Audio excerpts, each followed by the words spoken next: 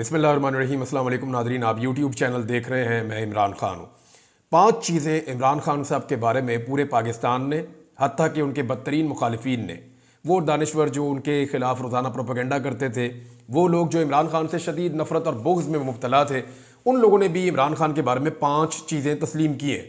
इससे पहले कि मैं आपको रूटीन की खबरों की तरफ लेकर जाऊँ और डेवलपमेंट्स बताऊँ, ये 5 चीज़ें आपको बताना बहुत ज़रूरी है। सिर्फ 1 मिनट में आपको बताऊँगा कि वो कौन सी ऐसी 5 चीज़ें हैं जो इमरान खान के बदतरीन मुखालिफिन ने भी आज के दिन तक इमरान खान के हवाले से तस्लीम कर ली हैं।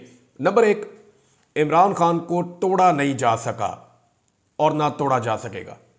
नंबर 2, इमरान खान डील नहीं कर रहा और इसके ऊपर वो बिल्कुल आमादा नहीं है। नंबर 3, अवाम में इमरान खान की मकबूलियत आज भी सबसे ज़्यादा है। नंबर 4, इमरान खान पर बनाए गए केसेस ज़्यादती पर मबनी है, उसके साथ जुल्म हुआ है। नंबर 5, इमरान खान के बगैर अब इस निज़ाम ने नहीं चलना। ये 5 चीज़ें इमरान खान के बदतरीन मुखालिफिन भी तस्लीम कर चुके हैं और इससे बड़ी फतह किसी भी सियासी लीडर के लिए नहीं हो सकती कि निज़ाम उसके बगैर चल नहीं सकता। तमाम इल्ज़ामात उसके ऊपर उसके मुखालिफिन भी कह रहे हैं कि गलत हैं और झूठे हैं। अवाम में उसकी मकबूलियत सबसे ज़्यादा है। वो बंदा किसी सूरत भी डील करने के लिए तैयार नहीं है। हाँ, मुज़ाकरात करता है। इमरान खान जब गिरफ्तार हुए 2023 में, तो अपनी गिरफ्तारी से पहले उन्होंने अदालत में बैठ के इन सवालात के जवाब दिए थे और बार बार वो ये कहते रहते कि मैं मुज़ाकरात के लिए तैयार हूँ, लेकिन अपने लिए नहीं, अपने मुल्क के लिए। और फिर आखिरी चीज़ ये कि इमरान खान को तोड़ा नहीं जा सका। वो पाकिस्तान की तारीख का एक सख्त तरीन सियासतदान साबित हुआ है। बाकी सारे सियासतदान जेल में जाने के बाद बदल जाते हैं, उनके बयानात बदल जाते हैं। जेल से बाहर आने के बाद लंबे लंबे अरसे तक वो चुप रहते हैं, हत्ता कि उनके रिश्तेदारों के ट्विटर अकाउंट, उनकी पॉलिटिकल पार्टी की जितनी पॉलिटिक्स है वो बदल जाती है। जो बंदा भी जेल में जाता है वो अपनी पार्टी को कहता है हाथ थौला रखो। ये पाकिस्तान की रवायत है। आप गौर करें ना, नवाज शरीफ साहब जेल में थे तो PMLN ने हाथ थौला कर दिया था। जरदारी साहब मुश्किल में आते हैं तो पीपल्स पार्टी जो है वो एस्टेब्लिशमेंट के मामलात में या हुकूमत के मामलात में अपना हाथ थौला कर देती है। इधर पाकिस्तान तहरीक इंसाफ में उल्टी गंगा बह रही है। जेल में बैठा हुआ आदमी कहता है तुन के रखो, जेल में बैठा हुआ आदमी कहता है चढ़ जाओ, जेल में बैठा हुआ आदमी कहता है कि अग्रेसिव हो जाओ, मेरी परवाह ना करो तुम, खैर है मैं जेल में हूं, कोई मसला नहीं। 500 दिन रखा हुआ, 500 साल भी रखे, परवाह नहीं है। तो ये उल्टी गंगा बह रही है। पहली दफा एक ऐसा आदमी जेल में गया है जो अपनी पॉलिटिकल पार्टी को कहता है कि तुम डिफेंसिव क्यों हो, जो अपनी पॉलिटिकल पार्टी को कहता है कि तुम घबराए हुए डरे हुए क्यों हो, और भाई मैं जेल में हूं, मुझे फर्क नहीं पड़ता, तुम्हें क्यों फर्क पड़ता है। हालांकि जितने लीडर भी जेल में जाते हैं वो अपनी पार्टी को कहते हैं पहले मुझे बाहर निकालो, उसके बाद फिर देखेंगे अटैक कैसे करना है, अभी फिलहाल सारे नरम हो जाओ। मरियम का ट्विटर बंद हो गया, फलाने का बंद हो गया, सारों ने बोलना बंद कर दिया, जबान से बोलने से इनकार कर देते हैं। किसी किस्म का कोई स्टेटमेंट अखबारात में ढूंढ के भी इनकी एक कॉलम की खबर नहीं मिलती। उधर इमरान खान साहब जो है वो रोजाना अपनी पार्टी को एक ही बात कहते हैं कि मेरी परवाह मत करो, चढ़ जाओ। तो तोड़ा भी नहीं जा सका। अब आ जाए नादरीन खबरों की तरफ। तो जो जियो ने जो एक काम डाला था वो दोबारा डल गया। हुआ यह है कि जियो वाले दोबारा बैठे, उन्होंने कैलकुलेशन की कि इसमें नुकसान ज्यादा है या बेइज्जती ज्यादा है। तो उन्हें यह पता चला कि बेइज्जती बहुत टका के हो गई है और हमारी पूरी की पूरी क्रेडिबिलिटी बढ़ गई है, क्योंकि हमने डोनाल्ड ट्रंप की जो कैबिनेट है उसके एक बड़े अहम रुकन के खिलाफ एक तज़हीक आमेज खबर तो लगाई। अब अमेरिका में उसको बुराई की नज़र से नहीं देखा जाता। अमेरिका में उसको ऐसे देखा जाता है हम जिन्स परस्ती, यानी ये एक ख़ास सोच है। वो लोग कहते हैं जी ठीक है, इसकी ये सोच है, उसकी वो सोच है, कोई फ़र्क नहीं पड़ता। लेकिन पाकिस्तान में इसको तज़हीक समझा जाता है, आदमी को डिग्रेड करने के लिए कहा जाता है। तो जब उनको ये बताया गया जनाब टर्नल ए हो गया, तो उसने मौके पे जवाब दिया। अब उसके जवाब के बाद जियो जो है वो घबरा गया था। फिर जियो के मालिकों ने जियो की अच्छी बड़ी क्लास ली और उस क्लास के बाद डेफिनेटली यही हुआ होगा। और उसके बाद जो हुआ वो ये हुआ कि फौरी तौर पे जियो ने खबर डिलीट कर दी, जियो ने खबर तब्दील कर दी, सारा कुछ कर दिया। लेकिन फिर दोबारा से एक मीटिंग के नतीजे में फैसला हुआ कि नहीं, इज्जत जो है वो बिल्कुल ही तबाह हो गई है, चौक में नंगे हो गए, लिहाजा थोड़ी सी इज्जत बहाल की जाए।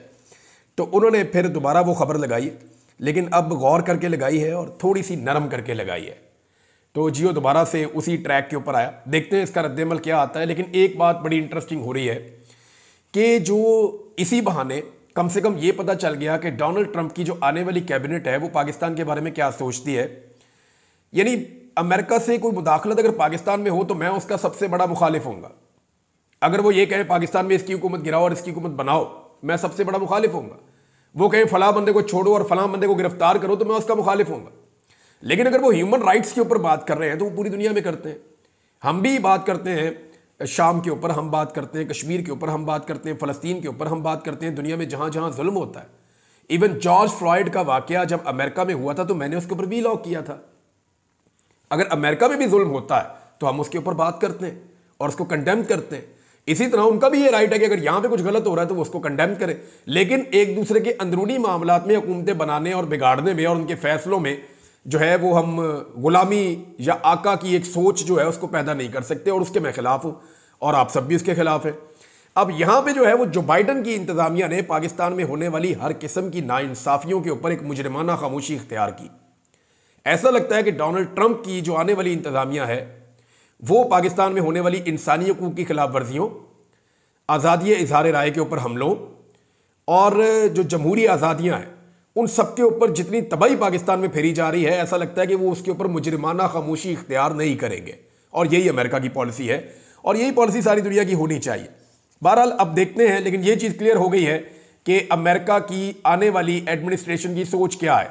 और याद रखिएगा कि पाकिस्तान की एस्टेब्लिशमेंट, अगर आप इम्कानात की बात करें तो 95% तक इम्कानात हैं कि पाकिस्तान की एस्टेब्लिशमेंट अपना पिछला ट्रैक नहीं छोड़ेगी और अमेरिकन एस्टेब्लिशमेंट के ट्रैक के ऊपर ही चलेगी, क्योंकि पाकिस्तानी एस्टेब्लिशमेंट आइसोलेट नहीं रह सकती मगरबी दुनिया से।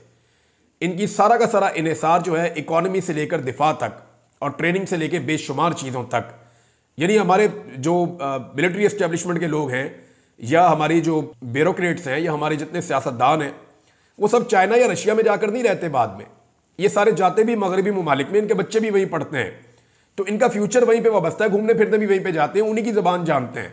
पाकिस्तान में चाइनीज़ या रशियन नहीं सिखाई जाती, पाकिस्तान में अंग्रेज़ी सिखाई जाती है, जो अमेरिका और यूरोप की ज़बान है वहाँ पर ज़्यादा बोली जाती है। लिहाजा जो है वो उनको इनकार करना पाकिस्तानी एस्टेब्लिशमेंट के लिए नामुमकिनात में से है। अब तक तो कभी वो इनकार कर नहीं पाए, देखते हैं फ्यूचर में क्या होता है। अगली खबर जो है इमरान खान और मुज़ाकरात के हवाले से है। चंद चीज़ें मैं आपके सामने रख देता हूं कि हुकूमत मुज़ाकरात से क्यों भाग रही है। हुकूमत को इस बात का आइडिया है कि अगर मुज़ाकरात पाकिस्तान तहरीक इंसाफ के साथ शुरू हुए तो चंद चीज़ें ऐसी हो जाएंगी जो किसी कंक्लूजन की तरफ जाएंगी और उन तमाम चीज़ों में हुकूमत की सियासी मौत है। सियासी मौत तो हो चुकी है, इक़्तिदार भी ख़त्म हो जाएगा, तो फिर लंबे अरसे तक ये हर चीज़ से बेदखल हो जाएंगे। नंबर एक, इलेक्शन मैंडेट के ऊपर बात करनी पड़ेगी, और ये पूरा पाकिस्तान नहीं पूरी दुनिया कहती है कि जाली मैंडेट है। ये जिस जगह पे जोन सा हल्का खोलेंगे वहां पे गंद पड़ जाएगा और वहां पे हुकूमत फारिग हो जाएगी। लिहाजा वो कैसे मुज़ाकरात में बैठे, साफ चोरी की हुई है, चोरी का माल सामने पड़ा हुआ है। नंबर दो, 9 मई और 26 नवंबर के ऊपर पाकिस्तान तहरीक इंसाफ इंक्वायरी मांगेगी। अब इसकी अगर रियल इंक्वायरी होती है, सीसीटीवी फुटेज आती है, तो हुकूमत का सारा बयानिया ही बढ़ जाएगा और 26 नवंबर में बहुत सारे लोगों के गले में फंदा फिट हो जाएगा। नंबर 3, जुडिशरी की आज़ादी और बहाली का तकाजा करेगी पाकिस्तान तहरीक इंसाफ मुज़ाकरात के नतीजे में। अब इसमें जो है वो अदलिया भी शामिल हो जाएगी, इसमें जो है वो वकला भी शामिल हो जाएंगे, तो यहाँ पे एक हुकूमत के लिए और प्रॉब्लम आ जाएगी। नंबर 4, जाली मुकदमात और जो हज़ारों गिरफ्तारियाँ हुई हैं, हुकूमत के पास इनका कोई जवाब और जवाब नहीं है। इद्दत वाला केस भी कर दिया, बहुत सारी ज़्यादतियाँ इमरान खान के साथ हुई हैं। अगर वो ये कहते हैं कि नवाज शरीफ के साथ भी हुई, तो देखिए नवाज शरीफ के ऊपर 1-2 केस बने, आज तक वो जवाब नहीं दे सके। इमरान खान के ऊपर कोई 200 केस बने, ये पाकिस्तान की तारीख का वर्ल्ड रिकॉर्ड लग गया इस मामले में। तो फिर एक नए इलेक्शंस का तकाजा किया जाएगा, क्योंकि मुज़ाकरात महदूद रहेंगे नहीं। इसमें एक खबर आई है और रऊफ हसन साहब ने यह दावा किया है कि इमरान खान साहब ने फजल रहमान से, महमूद खान अचकजई से और अख्तर मैंगल से भी मिलने का मुतालबा किया है। GDA का इमरान खान के साथ पहले इत्तेहाद है, उसके अलावा जो एक अल्लामा राजा नासिर अब्बास साहब हैं उनके साथ अलग इत्तेहाद है, फिर सुन्नी इत्तेहाद कौंसिल के साथ अलग है। तो ये 6-7 जमातें जब बैठेंगी इकट्ठी तो ये भी मुज़ाकरात का हिस्सा बनेगी। तो डिमांड आएगी उस वक्त नए इंतखाबात की। पाकिस्तान पीपल्स पार्टी जो है वो बिलावल को वज़ीर आज़म बनाना चाहती है। अगर इस सेटअप में सिर्फ एक ही चांस रह जाएगा PMLN के पास कि वो बिलावल को बतौर वज़ीर आज़म कबूल कर लें, अच्छा ये इसमें इनकी सियासी मौत है। अगर बिलावल को वज़ीर आज़म कबूल कर लेंगे तब तो ये सेटअप चल जाएगा। अगर बिलावल को वज़ीर आज़म कबूल नहीं करेंगे तो पीपल्स पार्टी भी एक वक्त आएगा कहेगी नए इलेक्शन में चले जाते हैं, क्योंकि पीपल्स पार्टी सिंध में कुछ ना कुछ करके कोशिश करेगी, कोई गेम डाल ले, कुछ ना कुछ करके इत्तेहादी लेके ये वो करके सिंध में हुकूमत बनाने की वो कोशिश करेंगे। हालांकि अब उनके वहाँ पे भी इम्कानात जितना वक्त गुजरता जा रहा है उतना कम होते चले जा रहे हैं। तो नए इलेक्शन का तकादा बड़े जोरदार तरीके से आ सकता है। मखसूस नशस्तें देनी पड़ जाएंगी, इसके नतीजे में सुप्रीम कोर्ट का फैसला है, अमल करना पड़ेगा, सियासी हकूक देने पड़ेंगे। यानी इमरान खान साहब को आप कम से कम ये तो आप अलाउ करेंगे ना, जाएं जलसा कर ले मीनार पाकिस्तान पे, ये तो आप अलाउ करेंगे ना कि जाएं जाके आपकी पार्टी जो पॉलिटिकल एक्टिविटी करना चाहती है, यू आर अलाउड। जैसे पीएमएलएन एक पॉलिटिकल पार्टी है, जैसे पीपल्स पार्टी एक पॉलिटिकल पार्टी है, जैसे बाकी पॉलिटिकल पार्टीज हैं, ऐसे ही पीटीआई भी एक पॉलिटिकल पार्टी है। अगर बाकी अपने अपनी पॉलिटिकल एक्टिविटीज परफॉर्म कर सकते हैं तो व्हाई नॉट पीटीआई।